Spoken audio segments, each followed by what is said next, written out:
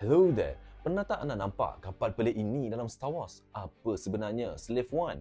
Slave One bukan sekadar kapal angkasa biasa. Ia adalah kapal pemburu upahan yang sangat ikonik dan menjadi milik dua watak terkenal, Jango Fett dan Boba Fett.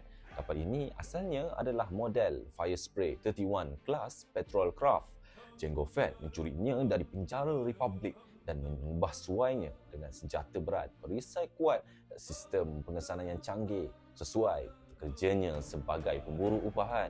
Selepas Jango Fett mati di tangan Mace Windu, kapal ini diwarisi oleh anaknya sendiri iaitu Boba Fett.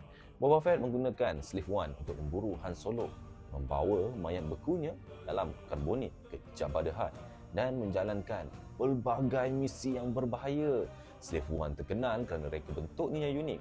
Kapal ini berlepas secara menegak, bukan mendatar. Ia juga dilengkapi dengan bom sonik dan bunyinya memang epik dalam Attack of the Clone. Kalau korang boleh pilih satu kapal dalam Star Wars, korang nak yang mana? Adakah Slave One? Sila komen di bawah. Jangan lupa like dan follow untuk lebih banyak fakta menarik tentang Star Wars. May the Force be with you.